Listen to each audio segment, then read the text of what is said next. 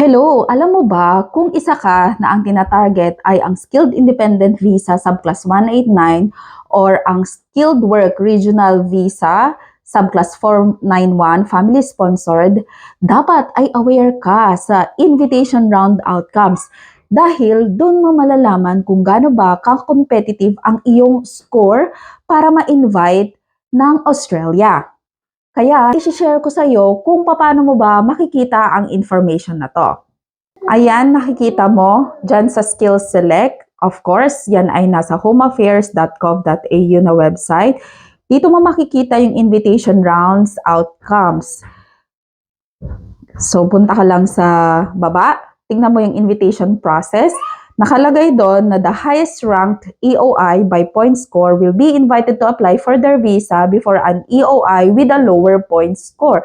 So kung ikaw ay nagta-target ng ganitong visa, subclass 189 na permanent resident na agad, dapat alam mo ang standing mo.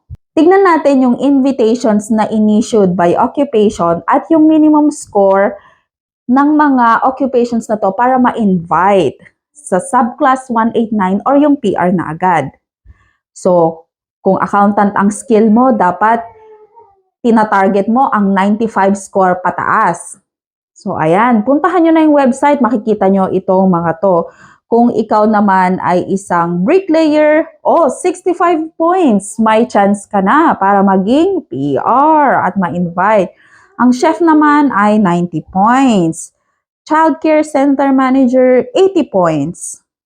Yan, so napakarami dito nyo makikita para alam ninyo kung ano ba ang i-workout nyo sa mga points ninyo. Katulad niyan, Electronics Engineer, 90 points. Ano ba yung mga popular pa na courses at magli-lead sa ganitong skills assessment like ICT Business Analyst, 95 points. Taas-taas rin po nun. Kailangan i-workout mo yung English score mo, magna-ati ka.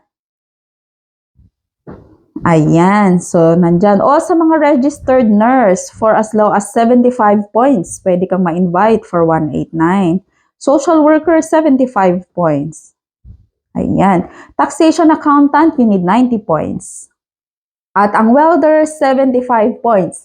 Kaya ano pang hinihintay ninyo? I-visit nyo na para magkaroon kayo ng idea.